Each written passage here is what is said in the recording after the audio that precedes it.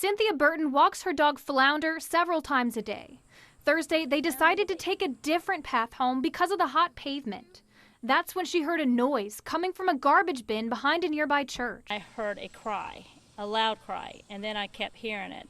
What she found will stay with her forever. It was a baby boy, just born, the umbilical cord still wrapped around his neck. He would not have survived if someone hadn't been walking that way, because he was in the trash bin at the bottom.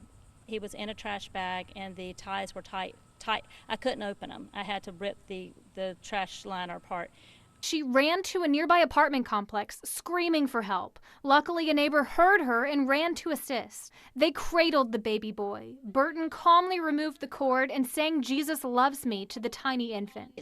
I saw the baby, and I knew I had to take action. I didn't even wait a second. I knew I had to take action, because the baby was so bloody. It looked like it had just been born. She says it was a mixture of divine intervention and being aware of her surroundings that saved the young boy's life. It's pretty powerful. It changes your life.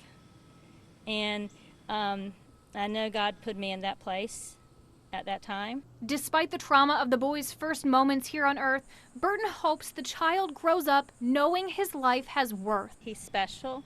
He was loved from the very beginning that I got him in my arms and saying, Jesus loves me. That he's going to live a wonderful life, and he's very powerful and very strong, because he cried out to live. And if I had walked by and not heard a sound, I'd have kept on walking. But he cried, and he kept on crying and kept on crying. He cried until I went and got the bag and pulled him up. And when I opened the bag, he stopped crying. But that's when I believed that he knew that he was safe.